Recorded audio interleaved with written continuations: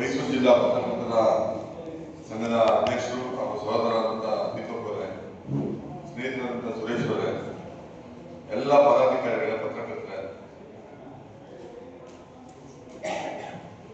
ಇವತ್ತು ಕ್ಯಾಲೆಂಡರ್ ಬಿಡುಗಡೆ ವರ್ಷ ಇದು ಒಂದು ರಿಚುವಲ್ ಆಕರ್ಷ್ ಅಸೋಸಿಯೇಷನ್ ಏನಿದೆ ಅದನ್ನ ರಾಮದಾಸ್ ಅವರ ಅಧ್ಯಕ್ಷತೆಯಲ್ಲಿ ಬಹಳ ವರ್ಷಗಳಿಂದ ಅವ್ರು ಕ್ಯಾಲೆಂಡರ್ ಮಾಡ್ಕೊಂಡು ಬರ್ತಾ ಇದ್ದೀವಿ.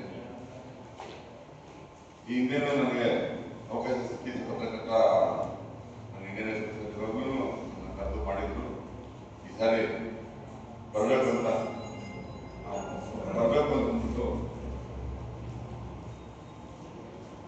ನಾನು ಎಲ್ಲೋ ಬೇರೆ ಊರಲ್ಲಿದ್ದೆ. ಲೋಕೇಶ್ ಮತ್ತೆ ಇತರ ಸ್ನೇಹಿತರು ಎಲ್ಲರೂ ಫೋನ್ ಮಾಡಿದ್ರು. ಒಬ್ಬರಾದ್ಮೇಲೆ ಒಬ್ರು ಫೋನ್ ಮಾಡ್ತಾ ಇದ್ರು. ಆಮೇಲೆ ನನಗೆ ಗೊತ್ತಾಯ್ತಿದ್ದು ತಾತ್ಕಾಲ ಜಾಸ್ತಿ ಆಗಿದೆ ಅಂದ್ಬಿಟ್ಟು ನಾನು ಇಲ್ಲಪ್ಪ ಬರ್ತೀನಿ, ಬಂದು ನಿಮ್ಮ ಕಾರ್ಯಕ್ರಮದಲ್ಲಿ ಭಾಗವಹಿಸ್ತೀನಿ ಅಂತ ಹೇಳಿದ್ದೆ. ನನಗೆ ಬಹಳ ಸಂತೋಷ ಆಗಿದೆ. ಇಷ್ಟೊಂದು ದುಬಾರಿ ಸನ್ಮಾನಗಳು ಯಾರಿಗೂ ಮಾಡಕ್ ಹೋಗ್ಬಾರ್ದು. ಯಾಕಂದ್ರೆ ಒಂದು ಪತ್ರಿಕೆ ಮಾರೋದ್ರೆ 30 ಪೈಸೆ 50 ಪೈಸೆ ಸಿಗುತ್ತೆ. ಇದು ಒಂದು ಸನ್ಮಾನ ಒಬ್ಬೊಬ್ಬರಿಗೆ 3,000, 4,000, 5,000, 6,000 ಖರ್ಚು ಮಾಡ್ಬಿಟ್ರೆ ಅದು ಸಂಘದಲ್ಲಿ ಮೋಸ್ಟ್ಲಿ ರಾಮದಾಸ್ ಅವರು ಬಹಳ ದುಡ್ಡಿಟ್ಟಿರ್ಬೇಕು ಅಂತ ಅನಿಸ್ತಾ ಇದೆ. ಹಾಗಾಗಿ ಯಾರಿಗೂ ಮುಂದೆ ಇಷ್ಟು ದೊಡ್ಡ ದುಬಾರಿ ಸನ್ಮಾನಗಳು ಮಾಡಕ್ ಹೋಗ್ಬೇಡಿ. ಮತ್ತೆ ಈ ಬೊಕ್ಕೆಗಳು 5 ರೂಪಾಯಿ ಉಪಯೋಗ ಇದೆ.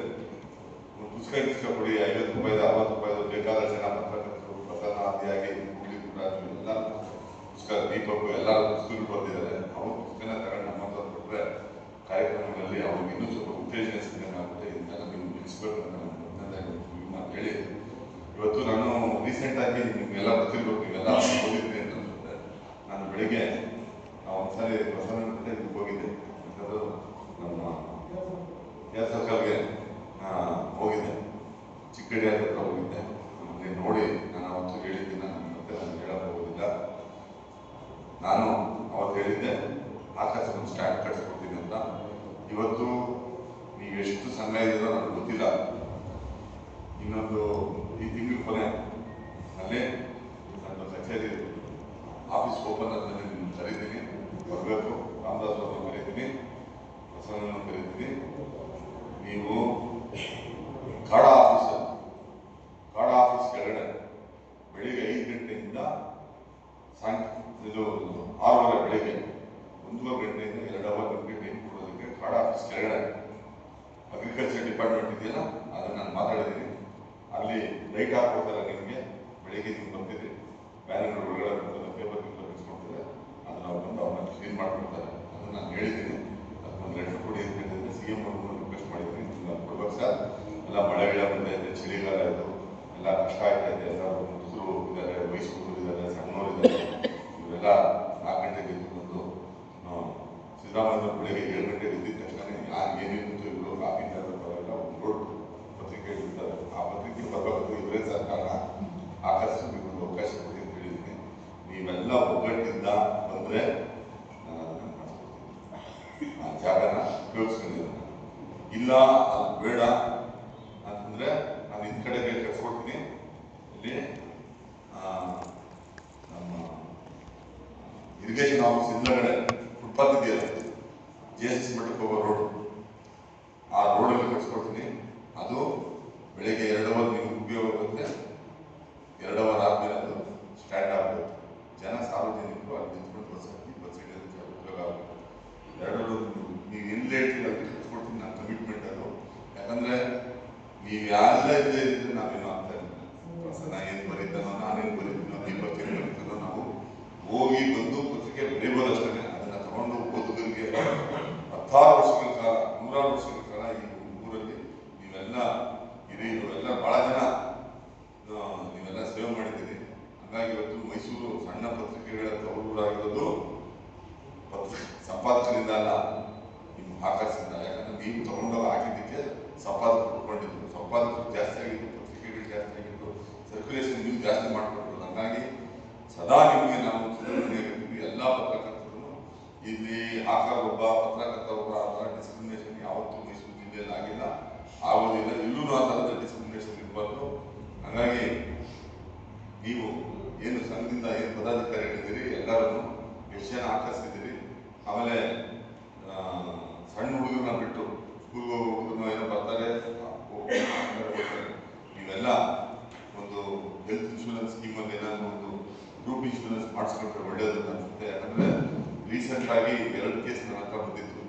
ಒಂದು ನ್ಯೂಸ್ ಪೇಪರ್ ಹಾಕುವಾಗ ಹೋಗಿ ಆಕ್ಸಿಡೆಂಟ್ ಆಗ್ಬಿಟ್ಟು ಅವ್ರಿಗೆ ಸಿಕ್ಕಾಪಟ್ಟೆ ಏಟ್ ಆಗ್ಬಿಟ್ಟಿತ್ತು. ಇನ್ನೊಬ್ಬ ತೀರೋ ಹೋಗ್ಬಿಟ್ಟಿದೆ. ಹಂಗಾಗಿ ಈ ಥರ ಯಾವುದೋ ಬೇರೆ ಊರಿಂದ ನನಗೆ ಫೋನ್ ಮಾಡಿದ್ರು ಆಗ್ಬಿಟ್ಟಿದೆ ಅಂತ. ಈ ಥರ ಆಗಬಾರ್ದು. ಯಾಕಂದರೆ ಅವ್ನು ಬರೋದು ಪಾಪ ಎಲ್ಲೋ ದಿನ ಒಂದು ₹100, ₹500 ಸಿಗುತ್ತೆ ಅಂತ ಬರ್ತಾನೆ, ಅಂತ ಪ್ರಾಣ. ಹಾಗಾಗಿ ನಾನು ಅನ್ನಿಸ್ತು ನೀವೆಲ್ಲ ಗ್ರೂಪ್ ಇನ್ಶೂರೆನ್ಸ್ ಮಾಡ್ಕೊಳ್ಳಿ.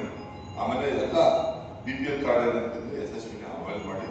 ಇಷ್ಟನ್ನ ಹೇಳಿ ನನಗೆ ಇವತ್ತು ಈ ಅವಕಾಶ ಕೊಟ್ಟರು. ಇನ್ನು ಬೇರೆ ಬೇರೆ ವಿಚಾರ ನಾನೇನು ಮಾತಾಡಕ್ಕೆ ಹೋಗೋದಿಲ್ಲ. ಯಾಕಂದರೆ ಇದು ಸಮಯ ಅಲ್ಲ. ಇದು ನನಗೆ ನಾನು ಬೆಂಗಳೂರಿಗೆ ಹೋಗ್ಬೇಕಾಯಿತು, ನಾನು ಹೊರಟಿದ್ದು ಗೊತ್ತಿಲ್ಲ. ಈ ಥರದ ಇದ್ದೇನೆ. ರಾಮದಾಸ್ ಅವರು ಶಾಸಕರಾಗಿರ್ಬೋದು, ಮಾಜಿ ಆಗಿರ್ಬೋದು. ಯಾಕಂದ್ರೆ ದೊಡ್ಡ ಸಂಘ ಸಂಸ್ಥೆಗಳಿಗೆ ರೋಟ್ರಿ, ಲಯನ್ಸ್ ಈ ಥರ ಹೆಸರು ಇದೆಯಲ್ಲ, ಅಲ್ಲೊಂದು ಗೌರವಾಧ್ಯಕ್ಷ ಆಗೋದು, ಅಧ್ಯಕ್ಷ ಆಗೋದು, ಕಾಂಟ್ರಾಕ್ಟ್ ಅಸೋಸಿಯೇಷನ್ ಆಗೋದು, ಅದನ್ನೇ ಜನತೆ ಕೊಡಬಾರ್ದು. ಅದೊಂದು ಫಾಲ್ಸ್ ಪ್ರೆಸ್ಟೀಜ್ ಇದೆ. ನಾನು ರೋಟೇರಿಯನ್ನು, ನಾನು ಲಯನ್ಸ್ ಇದ್ದೀನಿ, ನಾನು ಇನ್ನೊಂದರಲ್ಲಿದ್ದೀನಿ ಅಂತ. ಆದರೆ ಒಂದು ಆಕರ್ಷಿಸಿ ಬಂದು ನಿಮ್ಮನ್ನೆಲ್ಲ ಒಂದು ರೂಫ್ ಕೆಳಗಡೆ ತಗೊಂಡ್ಬಂದು ನಿಮ್ಮ ಆಗುಗಳನ್ನು ನಿಮ್ಮ ಜೊತೆ ಸದಾಕಾಲ ರಾಮದಾಸ್ ಅವರ ಇರೋದಕ್ಕೆ ನಾನು ನಿಮ್ಮ ಪರವಾಗಿ, ಪತ್ರಕರ್ತರ ಪರವಾಗಿ, ನನ್ನ ಪರವಾಗಿ, ವೈಯಕ್ತಿಕವಾಗಿ ನಾನು ಅವನ್ನ ಅಭಿನಂದಿಸ್ತಾ ಇದ್ದೀನಿ. ಯಾಕಂದರೆ ಶ್ರೀಮಂತರಿಗೆ 100 ಜನ ಇದ್ದಾರೆ, ಬಡವರಿಗೆ ಯಾವನ ದಿಕ್ಕೇ ಇರಲ್ಲ. ಅಂತ ಒಂದು ಪರಿಸ್ಥಿತಿಯಲ್ಲಿ ಇವತ್ತು ರಾಮದಾಸ್ ಅವರು ಮಾಡ್ತಾ ಇರೋದು ಇನ್ನಷ್ಟು ವರ್ಷಗಳ ಕಾಲ ಅವರಿಗೆ ಅಧಿಕಾರ ಸಿಕ್ಕಲಿ, ನಿಮ್ಮಂಥವರ ಸೇವೆನ ಮಾಡಲಿ, ರಾಮದಾಸ್ ಅವರು ಸ್ವಲ್ಪ ಆಕ್ಟಿವ್ ಆಗಲಿ ಅಂತ ನಾನು ಹಾರೈಸಿ ನಾನು ಕೇಳಿದೆ. ಆಕ್ಟಿವ್ ಆಗಬೇಕು ಎಲ್ಲ ಹೋಗುತ್ತೆ. ಎಂತೆಂಥವರು ಇದ್ದು ಹೊರಟೋಗ್ಬಿಟ್ಟಿದ್ದಾರೆ, ಆಯ್ತಾ. ಅದಾಗ್ಬಿಟ್ಟು ಮೈಸೂರಲ್ಲಿ ಭಾಳ ದೊಡ್ಡ ಸಂಖ್ಯೆಗಳಿದ್ದಾರೆ. ಹಂಗಾಗಿ ತುಳಸಿದಾಸ್ ಫ್ಯಾಮಿಲಿಯಲ್ಲೇ ಕೇಳೋರಿಲ್ಲ. ಯಾಕಂದ್ರೆ ನೆಹರು ಜೊತೆ ಇದ್ರು, ಇಂದಿರಾ ಗಾಂಧಿ ದಾಟಿಸಿದಂಥ ಫ್ಯಾಮಿಲಿ ಅದು. ಅವ್ರ ಮಗ ಗೆದ್ದಾಗ ಏನಾಗಬೇಕು ಅಂತ ಕೇಳಿದ್ರೆ ಇಂದಿರಾ ಗಾಂಧಿ ಅವ್ರು ಕೇಳಿದಂತೆ ಅವನಿನ್ನೂ ಹುಡುಗ ಏನು ಕೊಡ್ಬೇಡಿ ಅಂತ ದಾಸಪ್ಪನಿಗೆ ಅವ್ರ ತಾಯಿ. ಅಂತ ಫ್ಯಾಮಿಲಿಗಳೇ ಇವತ್ತು ರಾಜಕಾರಣದಲ್ಲಿ ಅಡ್ರೆಸ್ ಹೋಗ್ತಿದ್ದಾರೆ. ಇವೆಲ್ಲ ಸಣ್ಣ ಬರ್ತವೆ ಹೋಗ್ತವೆ, ಎಲ್ಲ ತಲೆ ಕೆಡಿಸ್ಕೊಂಡು ರಾಮದಾಸ್ ಅವರು ಸಕ್ರಿಯವಾಗಿ ಆಗಬೇಕು. ಅಧಿಕಾರದ ಪ್ರಶ್ನೆ ಬೇರೆ, ಆದರೆ ಇಷ್ಟು ವೆರಿ ಆಕ್ಟಿವ್.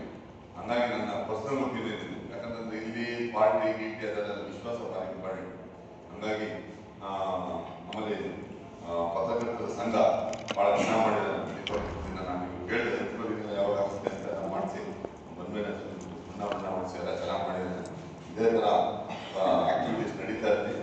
ನೀವು ಏನೇ ನಿಮ್ಮೆಲ್ಲರಿಗೂ ನನ್ನ ಸಹಕಾರ ಸದಾ ಇದ್ದಿರುತ್ತೆ. ಇದು ಟೆಂಪರರಿ ಫೆನಾಮಿನ ಅಷ್ಟೇ. ಇದು ಟ್ರೈನ್ಗೂ ಬಂದೈತೆ, 6 ವರ್ಷ ಆದ್ಮೇಲೆ ಟ್ರೈನ್ ಕೊಟ್ಟು ಸಕ್ಬೇಕಾಗುತ್ತೆ. ಶಾಶ್ವತವಾಗಿ ಪತ್ರಕರ್ತರನ್ನ ಉಳಿಯೋದು, ಪತ್ರಕರ್ತನಾಗಿ ನಾನು ಸಾಯೋದು. ಹಂಗಾಗಿ ಇದೆಲ್ಲ ಟೆಂಪರರಿ. ಈ ಅಮೂಲ್ಯಗಳಲ್ಲೆಲ್ಲ ನಾವೆಲ್ಲ ತೇಲಕ್ಕಾಗಲ್ಲ. ಹಂಗಾಗಿ ನಿಮ್ಮ ಜೊತೆ ನಾನು ಸದಾ ಇರ್ತೀನಿ. ಇಷ್ಟು ಹೇಳಿ ನಿಮ್ಮ ಮಾತು ಮುಗಿಸ್ತಾ ಇದ್ದೀನಿ. Thank you.